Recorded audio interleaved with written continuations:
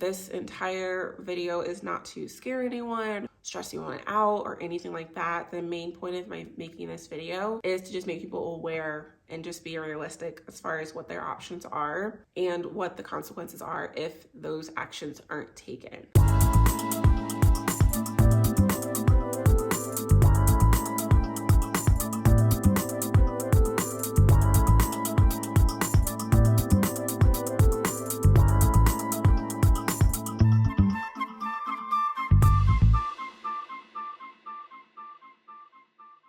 Hello, welcome back to our channel. So I know a hot topic lately has been student loans, especially with student loans becoming due again, where you have to actually make a payment on your student loans, whereas they were kind of on pause for about 3 years there during the pandemic. A lot of things that we've probably seen on social media has been that people are not going to pay their student loans because they're kind of upset about how the whole thing went as far as them possibly being forgiven for a certain amount and then not forgiven, possibly forgiven, and then ultimately the payments are due again and people have to start paying, which I can understand how that can be super upsetting to think that you're going to have a large amount refunded and then it ultimately gets rejected. But I definitely get concerned when I see a lot of people say they're just not going to pay it and they're just going to leave it at that, because I know that there's a lot of unfortunate consequences to doing that.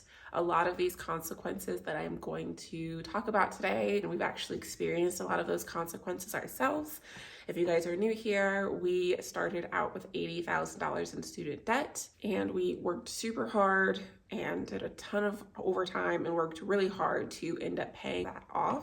But we all have free will. We can all do whatever we want to do in this lifetime. But I definitely want to make people aware, if they are not already aware, of some of those consequences or what can happen if you decide to not pay your student loans. And a lot of these consequences, if they haven't happened to us, we do know some people that it's happened to as well, some of the more severe things.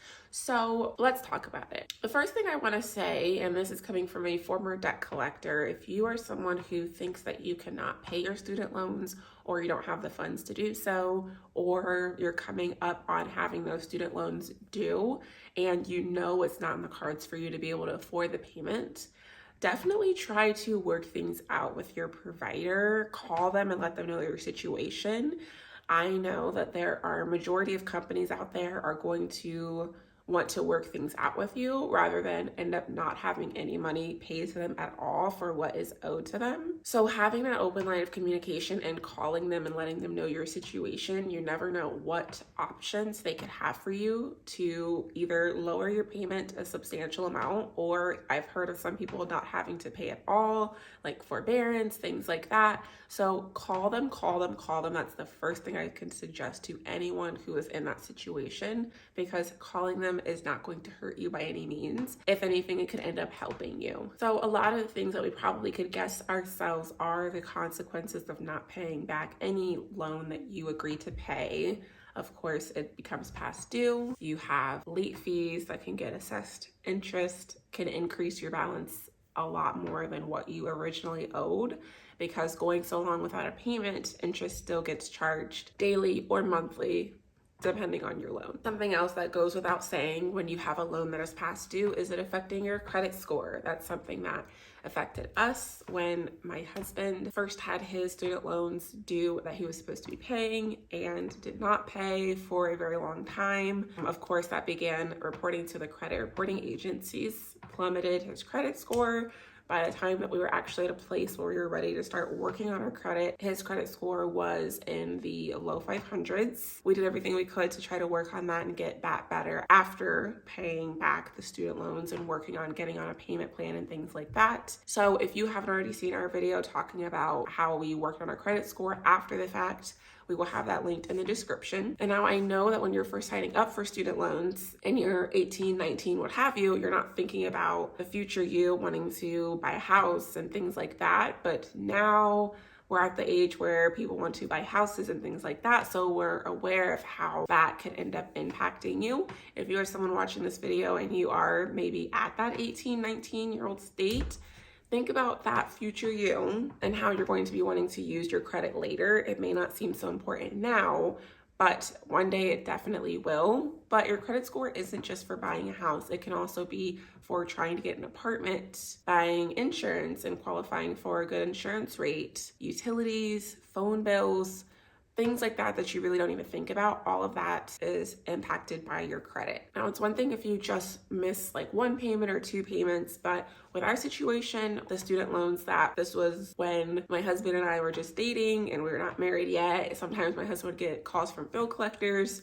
He would hang up on them. At that point, I was a debt collector myself. So I was like, you have to try to set something up with them, like even if it's a small amount of money. And so his mindset was that this small amount of money wouldn't do much for this great amount of debt that he had, but you have to start somewhere and at least fulfill the amount of minimum payment that you need to not be late, which we learned about later on. My husband's student loans had become so past due that they were in default. So they would have been at least 6 months past due, past the point of like making arrangements directly with the provider, but they have a different department within that servicer, or sometimes they'll outsource other companies to collect for them. By the time we got married, the student loans, a fraction of his student loans were so past due that we were getting letters and things like that, whereas it was about to get to the collection agency standpoint.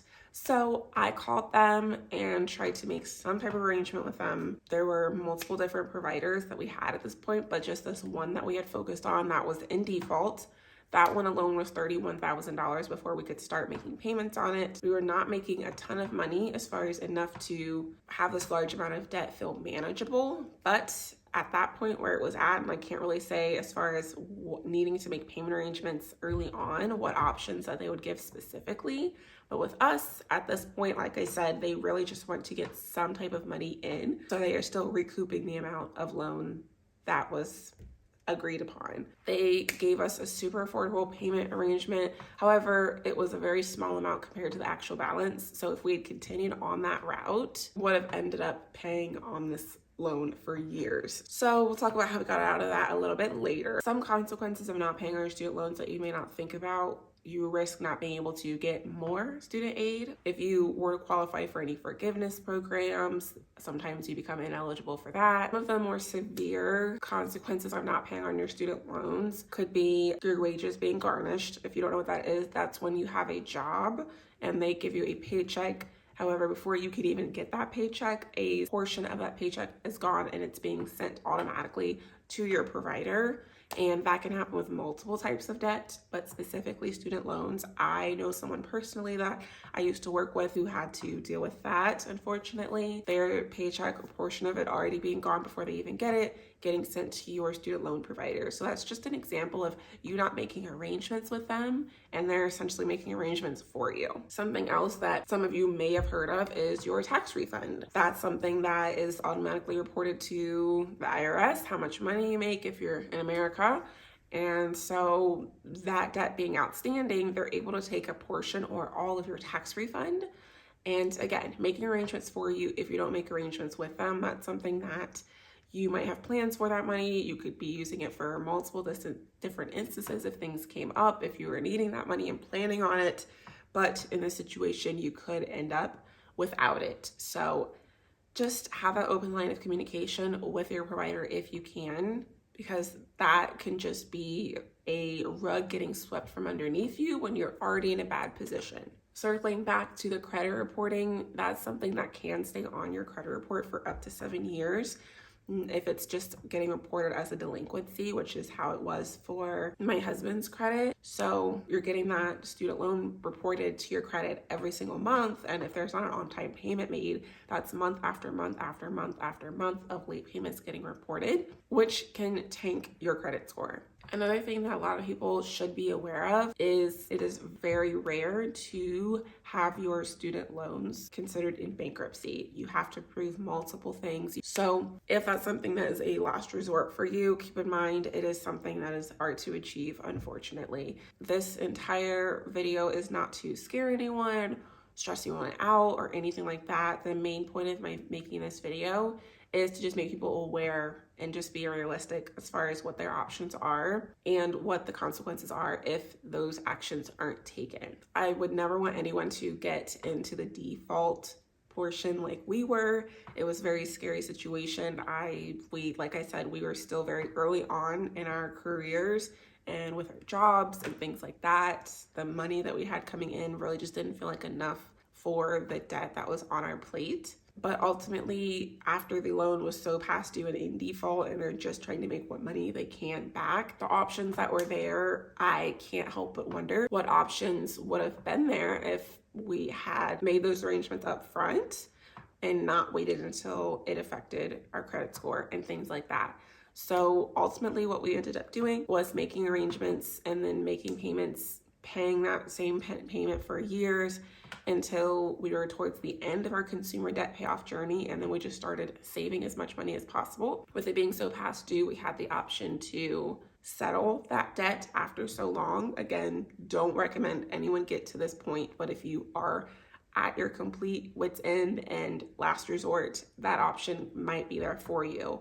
But that's what we did. We ended up settling after making those arrangements already for years and paying on it, settling the debt for less than what was owed, which we still ended up paying majority of the debt, of course. And again, that was just a fraction of what we owed. It felt good to finally be able to have that debt free and clear and report it to the credit bureau as the debt was settled for less than what we owed, but it was no longer getting reported because it was considered a closed account already at that point. But I will say sometimes in certain situations, if we didn't speak with our assigned person who we were typically supposed to speak with, sometimes we would speak with other people who worked there, and honestly, they were not very nice. They seems like they just feel how they feel towards you. I don't know if they're used to dealing with people who are more aggressive, or just more rude regarding the situation where they have to be aggressive with speaking with the borrowers. But sometimes we'd speak with people who wasn't our normal, nice assigned person, and they were kind of belittling to us and just kind of rude to us. I don't want to get in that position again where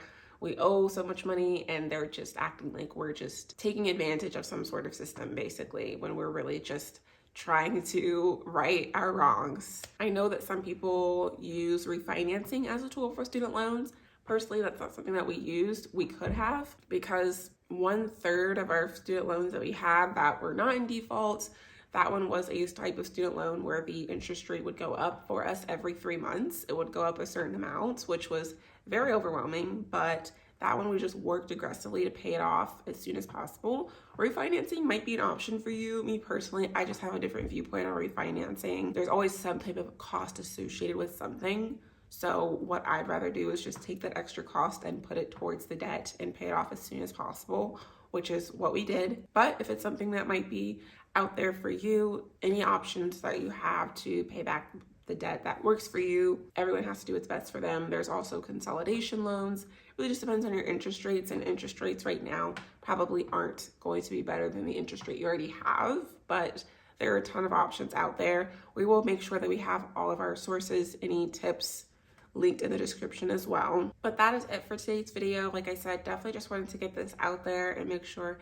everyone was aware, or maybe you already knew about those consequences of not paying your student loans. If you have been affected or know someone has been affected by any of these things, definitely comment down below and let us know. We will see you in our next video.